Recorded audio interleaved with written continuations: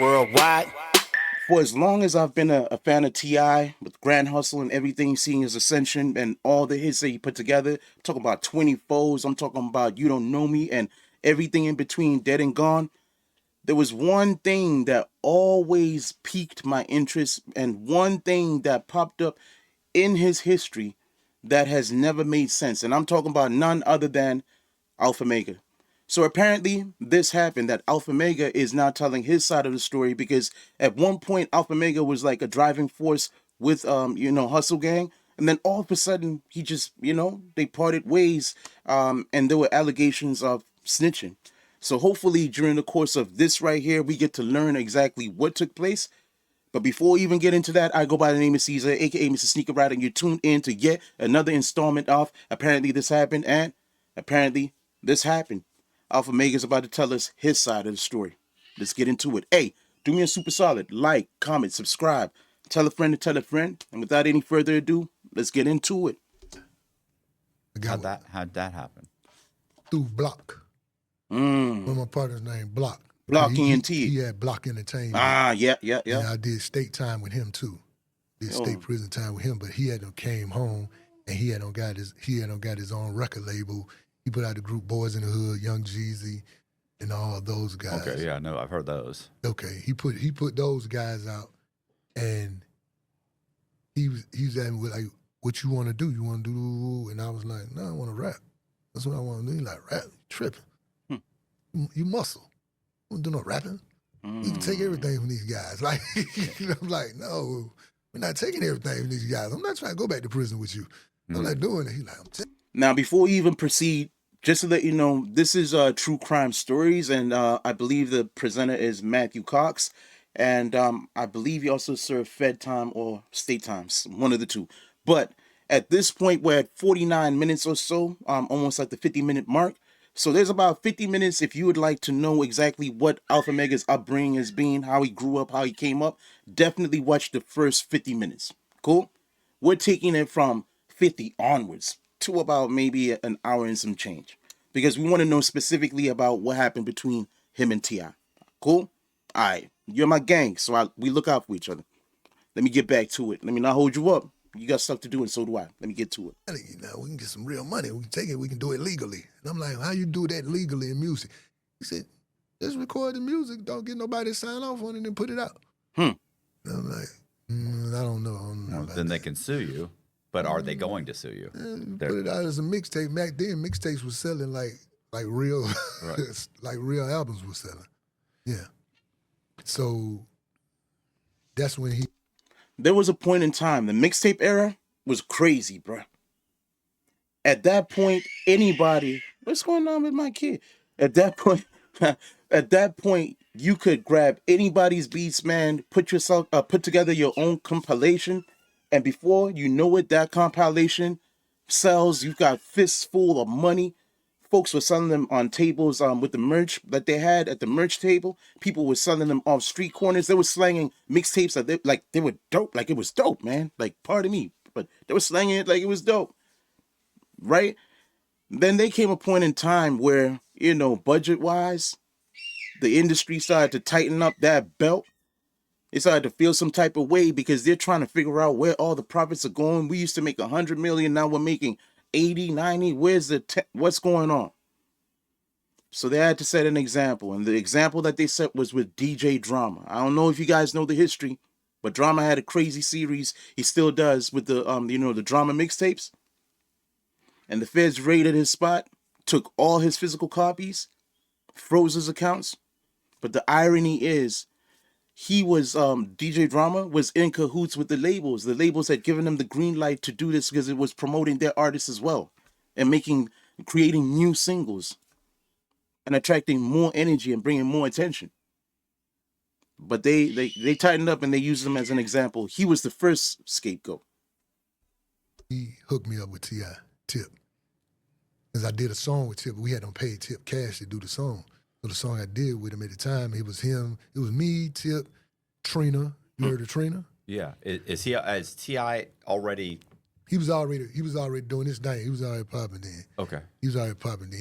He had that's when he came out with that new album with the You Don't Know Me. and 24s. He came out with all that right there. And at the time, I had recorded with him, and when I recorded with him, we sat down. We had a meeting, and we did a handshake deal. You the king, I'm the muscle.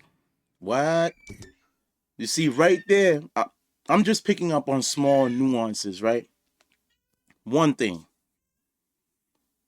Their first introduction to each other, already Alphamega is labeling him the king, and he's saying, I'm the muscle. He devalued himself because if you guys don't know, at this particular point, he had a deal or had experience getting deals. He had already come from having a record deal. So he was an artist at this point. Regardless of his history, he was an artist at this point. But introducing himself first as a muscle, he forgot all about putting his artistry first because that is your business. And he gave being the muscle more value than being an artist. Being the muscle set precedence over being an artist. So automatically, if you guys know the history of muscle in any gang, any group, muscle is always expendable. Muscle can be sacrificed, scapegoated, you name it. Muscle is truly expendable. Unless the love is so deep and so real that the muscle is basically family, where the asset is willing to take the bullet for the muscle, like the muscle is willing to take a bullet for the asset. They love each other's families like that. It's very rare to find that. But he said, I'm the muscle. All right. You the king. You know you the king. You the king of the South, right? Yeah. Well, I'm the muscle. You got a problem? I can get it handled. But I'm still an artist. Okay. Yes, sir. Yeah, I probably would have said I'm the muscle. I feel you. I'm the muscle. I know. Thanks. I was the muscle. Like everybody knew that. Right. Like, anybody that knew it. You know, this go from the police. It goes for the police. Anybody. Everybody knew that. Like. So basically, his reputation preceded him because he was known as the boogeyman, right? If you lost something, as in someone took something from you, got robbed, got jerked, anything like that, you call him, and apparently he'll be the guy to go get whatever it is for you for a fee. He was known as the boogeyman, the man who would approach a group and people, as soon as they saw him, would start to put their keys on the hoods of the vehicles and all that because he was the boogeyman, according to him. Right? Cool. They knew my reputation. Right, but you're trying to be. Aren't you trying to get away from that? Or you're It was trying to get away from it, but it was at the same time we're dealing with music. We're dealing with an industry that's like the streets. Yeah. Everybody you've mentioned, I met him in prison. I met him Right. in prison. I met him in So they prison. called it. My name became the Grand Hustle Muscle. That was my name. Like, so it stuck with me. It stuck with me, Grand Hustle Muscle. But I was the same way in the booth. I was a muscle on the mic. So it just stuck with me, and we ran with it from there. All right. So, I mean, are you making money at this point? Yes. Okay. Yes, by that time, I started making money, started doing shows. I was doing shows and everything. Like he gave me an opportunity. He opened the door for me, like wide open. Like he didn't just crack it, he opened it up. Like, go get it. Go get it. As much as you can carry, go get it. Oh, and I went to get it. I don't understand what that means. What? Wait. Nah. Okay, long story short, bro, I don't know if someone has educated you already, but I'll put you on in case you see this. You're a big fish in the pond, so I don't know if you see me, but I'll say it anyways, right? When he says, go and get it, long story short, he opened the door, he left it open a crack, and he told his man, go get it, meaning use the brand to your advantage. As long as it's in a positive way, in a scrupulous way, right? With morals attached to it.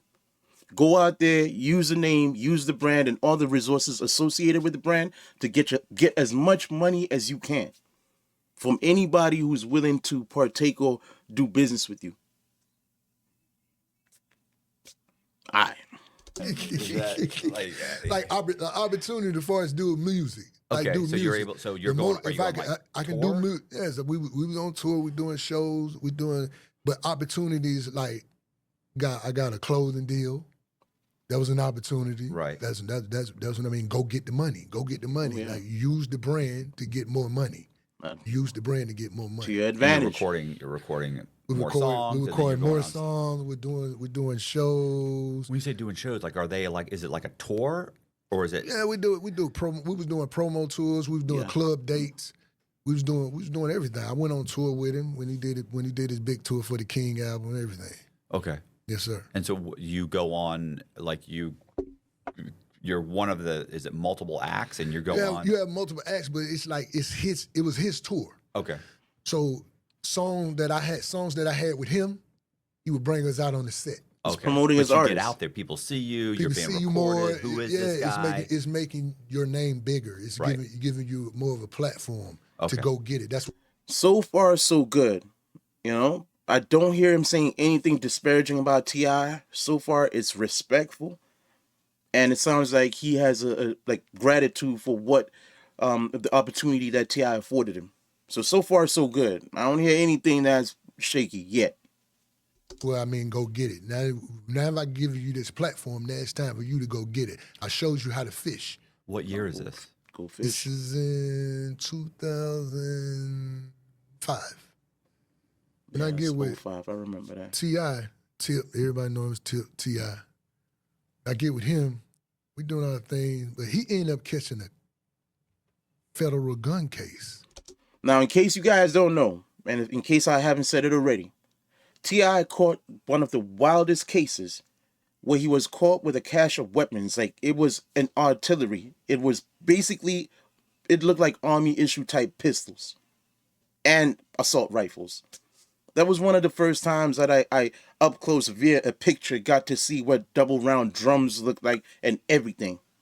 I never knew what that looked like, you know, directly, man. Like, you know, I was privy to basic, you know, handguns, you know, pumps and, you know, just a basic rifle with the, you know, basic cartridges, man. The most I've ever seen is maybe an extended clip. That's it. But when the feds did a sweep and they did that little sting operation via his security, his bodyguard, long story short, if you guys don't know, purchased weapons, but T.I. being a felon was not supposed to be in possession of any of those weapons. But what the bodyguard was doing, the security was doing, was buying these weapons and then funneling them off to T.I. And I remember T.I. had mentioned that he had a room built for these guns that had a biometric finger scan and all that to protect these guns. So, like, it was bad. It was a large table with an assortment of guns that, hey, he was stockpiling on weapons like he was about to go to war. And I think he had a little bit of drama back then, but like, yeah, it was serious. If I can, I'm gonna grab a clip if it's still available online, and I'm gonna show you guys what it looked like over here as Alphamega. I'll put it probably above, like somewhere up here, and you guys will be able to see it up here, man. It was the craziest cache of weapons I've seen from an individual, like a rapper. Let me say a rapper. I hadn't really seen that from anybody else. I'm just keeping it real. He catches a federal gun case because he had one of his bodyguards to buy weapons. Yeah. That's what they charged him with. And he's a felon. He's a felon, but your bodyguard can buy weapons. Yeah. That's your bodyguard. But they saying the bodyguard was buying weapons for him personally. So constructive possession. And when that happened, my name gets caught up. How? Here I go. My name gets caught up in the mix of this. I have nothing to do with his case. Right. Let's put that. Something's not clean in the water, man. There's some milk in the water, bruh. What is it? Why would people just randomly decide to just loop your name into something that has got absolutely nothing to do with you by direct contact? Why would they do that? There's only one or two things, man. Either they were trying to use something about you to their advantage to get you out the paint and they knew something about you, right? Or somebody was just hating on him. Either way, it's starting to sound like he might have been a scapegoat, but let's hear what happened. Let's hear what happened. That on the record too. I had nothing to do with his case. You look through his whole paperwork. I had nothing to do with that shit. So why does your name even My name come up, they say I snitched on him. Right. Okay. Like I'm the bodyguard. I'm not the bodyguard. But she didn't buy the weapons. You didn't. That's what I'm saying. You're It not in wasn't trouble. me. It wasn't me. But this then is why? what the people say. Because of the fact the old stuff I had with the feds. Okay, let's get to Old it. case I had, and then while I was in the feds, I ended up having to go to court, and I lied on the dude. There you go. Oh, So okay. I can explain that Yeah, to you. explain that. Let's yeah. talk about it. Hey, something I did caught up with me in the past. Something I did caught up with me, and the guy I did it for, I'm finna explain it to you. Okay. Because you look at the details. Yeah, you like, something. The- What I'm with something? him. You like, Let's give me go. the meat. Give me the meat. Come on, let's go. Pause. Let's The go. guy I did something for, Mm-hmm. he kingpin status. Mm. Other guys kingpin status. He having a conversation with them. Okay. A guy who helped me is cool with one of the kingpins. Okay. This guy's finna turn on me about something we did. Oh. I'm sitting in the feds already. So he's finna give something else up. I'm He's like, about you to get you indicted on another charge. 30, 40 more years on the plea out. Whoa. Okay, we don't want to talk about what that is. Okay, no. so he's going to get you. He's ready to get you indicted. Yes, sir. So I got called to a meeting in the feds. So you've been in Atlanta USP holdover. So I got called over there. They were still in holdover. I was on the yard during my time. Okay. And I was like, why? What they want? And the guy who came and got me, he was like, I'm just telling you, man, something big going down. And I think you need to pay attention what they say to you when you get over there. I said, well, they gonna kill me? He was like, no, I don't think they're gonna kill you. He said, it's something bad. You'll find out when you get over there. He said, I'm gonna walk you over there when they call the 10-minute move. So he walked me over there doing the 10-minute move. I went in the room with the guys. I was in the room with the guys. Like, I knew of these guys, but I only know one person in here personally. But I know of all y'all. Mm-hmm. And he was like, this was going down. And I was like, huh? They're like, yeah, we got a dude he finna get indicted. They're like that. And I'm like, he finna get indicted? Or he indicted? They're like, he's indicted, but he finna get indicted again. Wait. All right. So unless the guy had a pre-existing indictment and there's a different type of indictment, because I know about superseding indictments. I think superseding indictments is an indictment that kind of carries more weight and swallows the initial indictment. If I'm talking a whole bunch of trash, man, and I'm talking out of the side of my neck, let me know if you've crossed the bar, if you're involved in any type of law, or if you're educated within the realm of law. Please explain it to me, because I might be missing something, and I would love to learn something. So when you're saying he has an indictment, and there's another indictment, is it the superseding one? How does it work? Break it down for me, all right? All right, cool.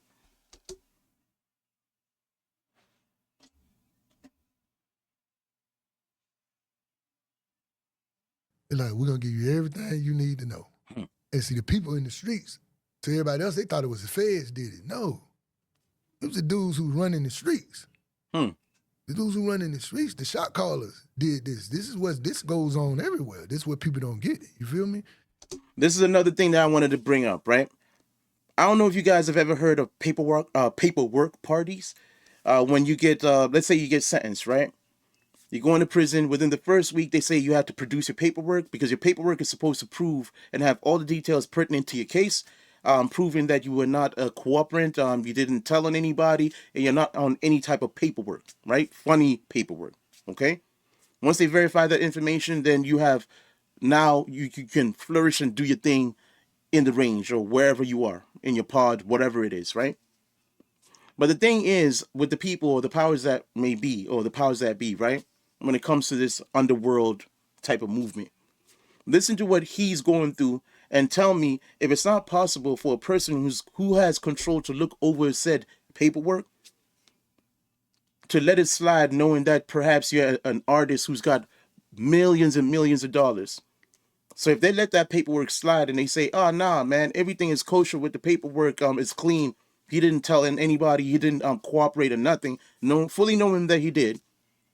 You're trying to tell me that person can't take advantage of the person that they're protecting and say, hey, look, I covered for you. Now make sure my commissary and everything in between is covered, and also take care of my people outside these walls. That's not possible. I think it happens more often than we're willing to admit.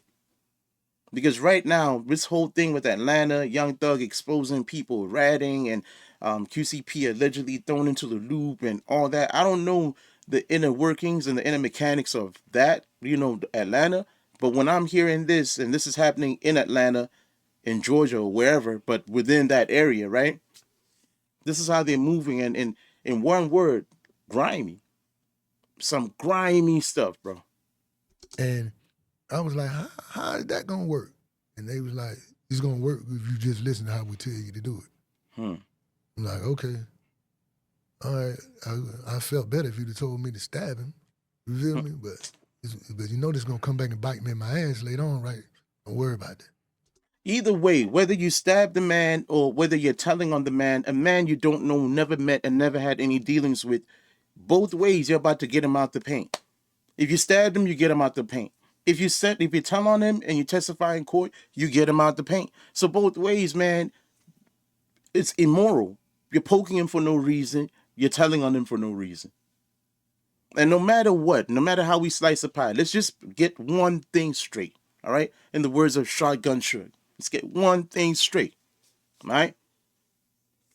Whether you're telling on somebody that you really were in the commission of doing things with, involved with, and worked or bonded with while you guys were robbing, drugging people, pushing dope, whatever it is that was the criminal activity that you were partaking in, right?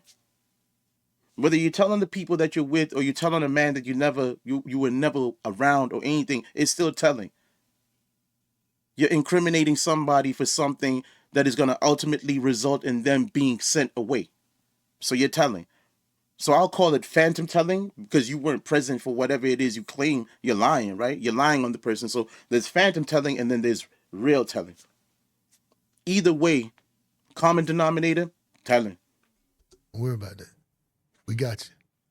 I said, so what about other dude who you saying gonna tell on me? He ain't gonna say nothing as long as you do this. And of course, if he's young at the time, right? Because I'm guessing he was way younger, right? They're telling him that the guy who was going to tell on you and he was going to possibly get you 40 years, he's going to tell on you. He's not going to tell on you anymore. So, of course, self-preservation, he's going to think to himself, okay, all I have to do is lie on a dude that I never met versus not lying on this dude that I never met, dealing with the repercussions. Well, one of the repercussions that I for sure know is that guy's going to tell on me and get me 30, 40 years. By the time I come out of here, I'll be 70 years old, bro. Can you imagine that? 60, 70 years old. That's what he's probably thinking, bro. And he's coming from an environment that's grimy already, and it's like dog eat dog, man, with a lot of backbiting that he's accustomed to. So he's groomed by the same streets, so he knows what it is. And when in Rome, you do as the Romans do. So right now, he's faced with, like, it's a catch-22. But I wonder if there was anything outside of the 30, 40 years that applied enough pressure for him to possibly, agree to whatever they're orchestrating right now. Man. So I lied on the dude. Wow. I went to the court, lied on the dude. Wow. Okay. Yes, sir. Wow. Why you looking like that? Because you're wrong, dog. He's looking at you like that because you're wrong, man. Like, no matter how you slice the pie, like, what you did was not right. You can justify it any way you want. You can frame it any way you choose. The fact of the matter is, you told on a man. You told on him. Even if you didn't physically participate in whatever you claimed you were participating in with him with. You get what I'm saying? You told on a man for nothing. Well, it must have been for something. We'll find out probably, but That's as specific as we're gonna of an explanation as we're gonna get. No, I'm being specific as maybe I lied on him because they gave me a story to make up on him. Okay. The other guys, these guys he was messing with though. Right. It was like, tell him you got this from him, tell him you got that from him, tell him you got this from him. And I'm like, they were like, yo, anything we giving you is gonna add up. You just do it. Right. You just do exactly what we tell you. So I'm like, okay, cool. I can't argue with these dudes because I don't know how this is gonna end. You feel me? I'm still young. Right. I don't know how this is gonna end. If I turn them down and knowing this information that they don't gave me in this room, and I turn you down, who's to say that y'all can send nobody to stab me and kill me on the yard? Right. All right, so that makes sense now. Now I get it, right? He was young, impressionable, probably, right? And these guys had enough influence not only to get him brought to an area where they can have a private meeting, but they had enough influence to get him done in within the prison walls, even outside, because he mentioned that these are kingpins. So kingpin comes with resources because people are always going to follow the money, right? So he was young at the time, but even if he was young, it does not, in my personal opinion, and I'm not the moral code and litmus paper for, tester for what is right in the street, man. I'm not the litmus test for that, right? But if we're following playground rules, man, we're following school rules, right? If you are involved in certain things and you do what he did, that is like, we won't even say technicality, but if you want to throw it in there, technicality, man, he's telling, right? A civilian crossing the street and sees a woman being robbed. A man sees a woman being robbed. He calls the police. He's a civilian, right? Grandma crossing the street sees something popping off. She calls the police. Civilian, okay? But I've heard crazy stories of a person who's involved in the drug trade being robbed for their dope and calling the police to report that they've been robbed for their dope. Random, I know. Because I know something that y'all finna pull. So what? Some attorneys come to talk to you? No. No. You just one day you're on the list and you go to No, he court? told they're gonna give your name to the people. Okay. And they gave my name to the people for real. And One day you're on the bus. Next name, I'm on the bus. And they like, we want to talk to you. When they got me down in the courthouse, and they was like, so you know this guy? And I'm like, yeah. And they're like, so what kind of business you did with him? And I told them everything they told me to tell them. The guys told me to tell them. And they was like, okay, bet. Boom, then the next thing you know, the dude was going to court. And they called me in for court to lie on him. So you go in, you say this story. And say the story. Okay. Yeah. And when I say the story, I come back and I let them know. I was like, I said everything, dude. This takes place over the course of like 6 months, right? Like this doesn't happen in like 2 weeks. This is No. This take place over like 5 months. Okay. Over like a 4-5 month span. Because the way you're saying it, people are thinking this is like a week later. No, it wasn't no week later. When he ended up going to court, I had to go down to court. Then I lied on the guy. When I come back, I report to the guys in the jail and tell them I did what you wanted me to do. They're like, okay, what did you say? I told them what I said, and they're like, cool, boom, boom, we'll find out what's going on. And I'm steady trying to figure out how y'all gonna know everything going on at that courthouse, though. Imagine being able to build anything just by thinking about it. Meet Base 44. Come to find out, the guy on trial with him is setting him up too. Okay. They paying for his lawyer. They making him go to court, go to trial. They paying for his lawyer and everything. The whole time they're setting him up for the fall. The guy on trial with him was really one of the bosses. He was trying to get it to where his name wasn't brought up in everything. And that's when I started figuring stuff. I'm like, yo, this is a dirty game. Filthy. This is a real dirty game in this feds. So this guy ends up getting found guilty. Yes, sir. But these are the only guys that know that you testified, right? So you're not. No, once you leave to go out to court from the penitentiary, everybody like, why is you going back to court? Yeah. Well, I think the penitentiary is different than Coleman. Coleman, you say, "Oh, I'm going back on my 2255," and everybody kind of just believes you because everybody at Coleman and like 80% of the guys cooperate. They're like, "Oh yeah, that makes sense." In the USP, they knew it. Yeah, see, and that's why people in the street were like, "Well, if you snitch, you supposed to be a snitch. They should have killed you on the yard." Like you got people who would say that in the comments and stuff, but I'm like, "That's not what you don't know no better because you just talking. You never been there." The guys in there knew that these guys had me to lie on this guy. Right. Remember what I said? Going on through the whole system. Yeah. So you've been there. you're protected, but even if there are other guys on the yard that are upset about it, they're not going to fucking do anything about it because you're kind of because it's big. It's bigger than what they are looking at it. You feel me? Right. Like you got smaller guys that might say, "Oh, but they don't know what these guys working out. These are the shot callers. Like these are the guys who call the shots. If they want you dead, you can come up dead. Yeah. So they just tell these guys like keep just shut you mind your mouth, business. Mind your business. Shut your mouth. Okay. So and then you finish out your sentence. You leave. Now you're with Ti. Yes, sir. And then when he caught his case, But you don't have a great reputation. because of that. Yes. Once he caught his case, People think, oh, it's people him. thinking I did it because then they put it out there. Yeah. They put it out there in the paperwork, but I'm like, somebody put that out in the paperwork. It had to be somebody did that to get the heat off of him, though.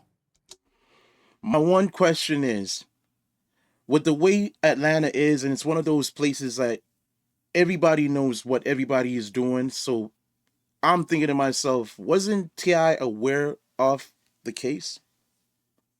With all people, like, with the network in the streets, people whispering, because T.I., he's a street dude, right?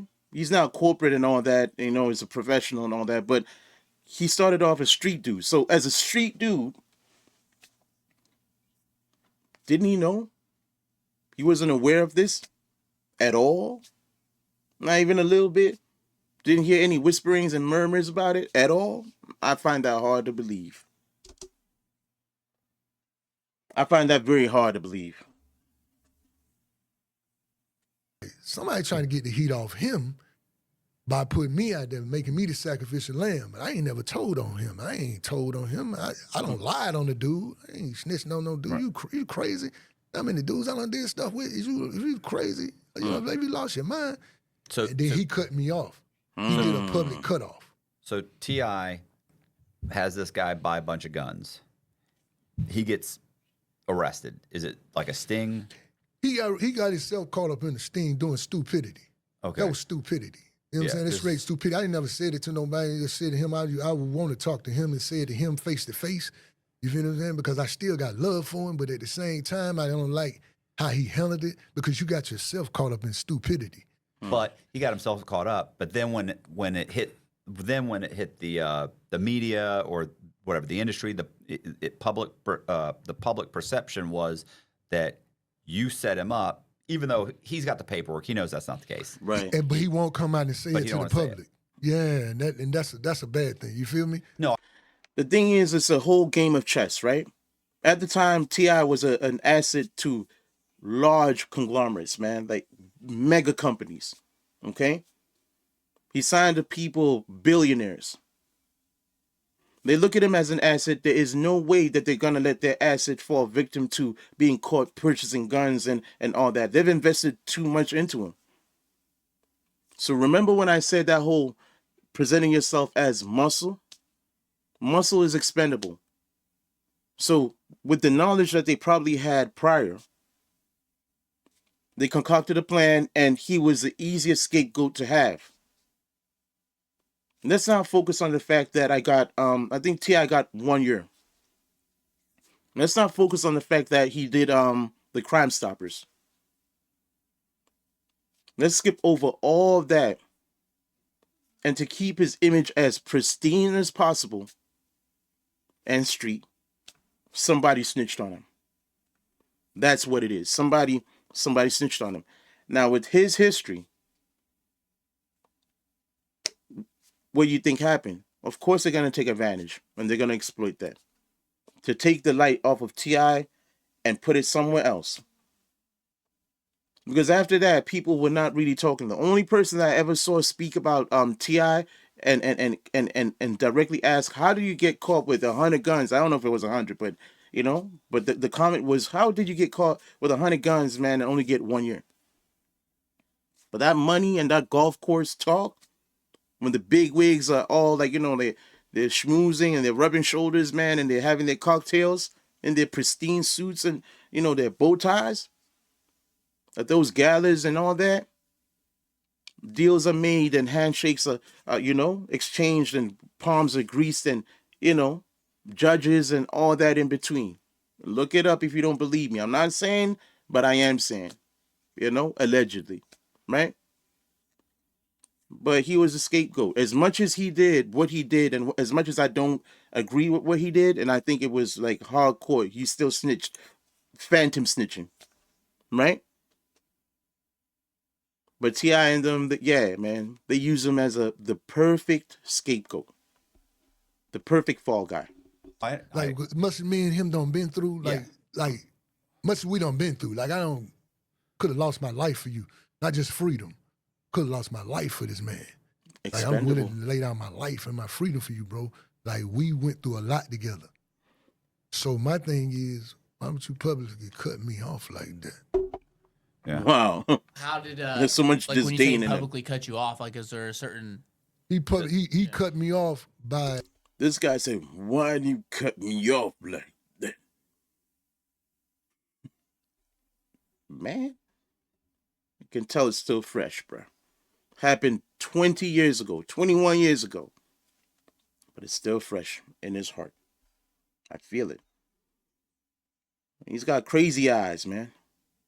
You meet him in an alleyway, and you trying to tell me he tells you to run it with a 4-4 bulldog in your face, man. You're not gonna run it. You wouldn't even negotiate, man. I think he's the real deal. I'm just saying, he's got that texture. they came on the radio. I was in the hospital, man. When it happened, I was in the hospital. I had just got pulled over by some cops. The cops I got pulled over by, they lied and said I got into it at a club. And I said, how did I come from a club? No, they said, description of your truck. When you drove by, description of this vehicle fits the description that they saying the guys just got to fighting at the club. And then they lied and said I jumped off the building and broke both of my legs. I didn't jump. I started to jump off the building, but then I noticed I was too far up. I tried to pull myself up, and I told the cop, I give up. And he said, no, nigga. He said it just like that, no, nigga. And he hit my hands off of it. The same cops, they got caught up, and they were arrested. So you later on smacked because his hand, They did so he- something crazy, and I told him, I Whoa. said, didn't I tell y'all this is what they did? They did it to me.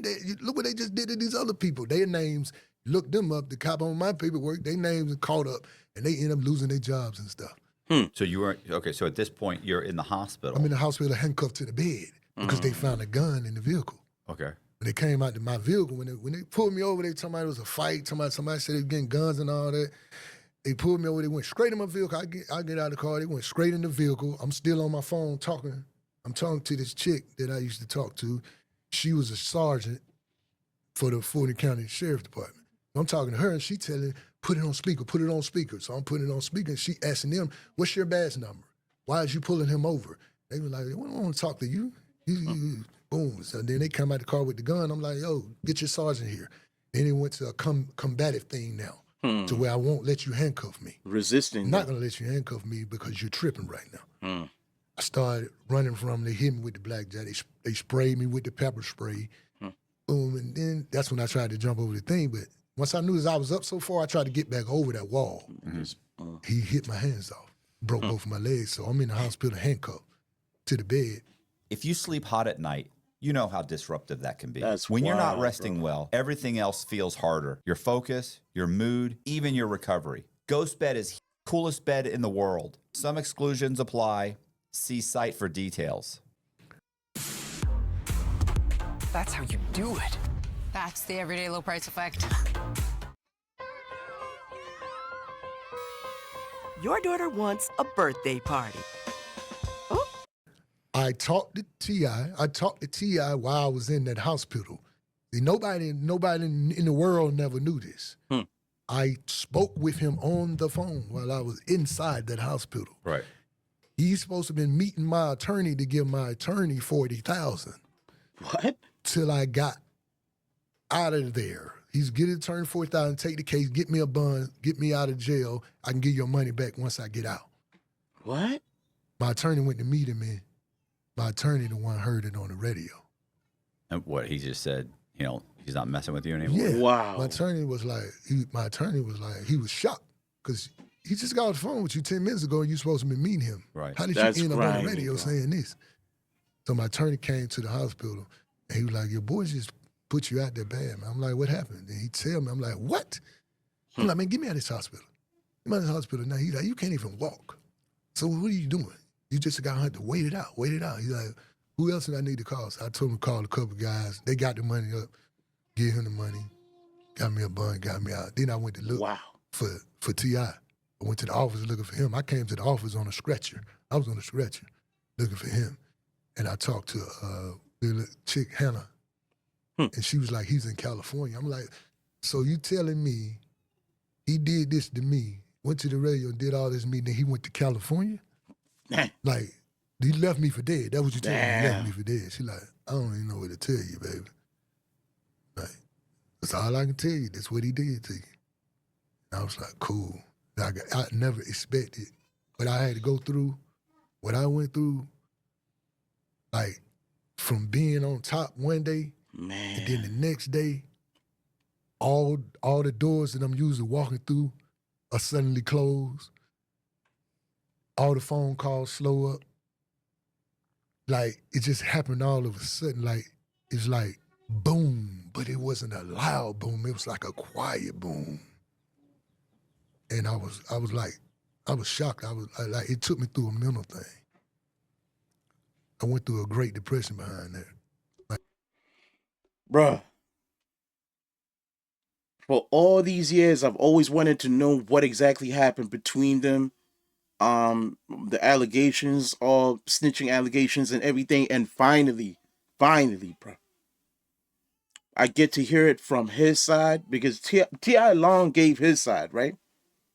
But the thing is, if you're not from a certain area and you're not hearing it directly from the people within that area, you kind of hear the lure of what happened, but you don't know the real deal, right?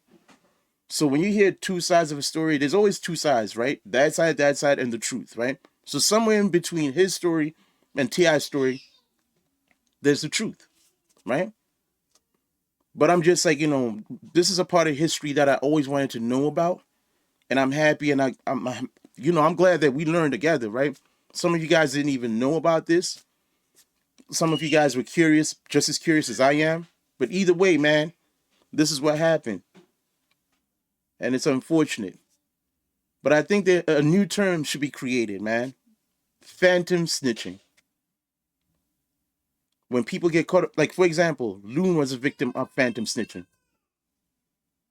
They said he had a conversation with somebody and did something that he didn't really do. And he got caught up in a conspiracy and he got booked for it and served time.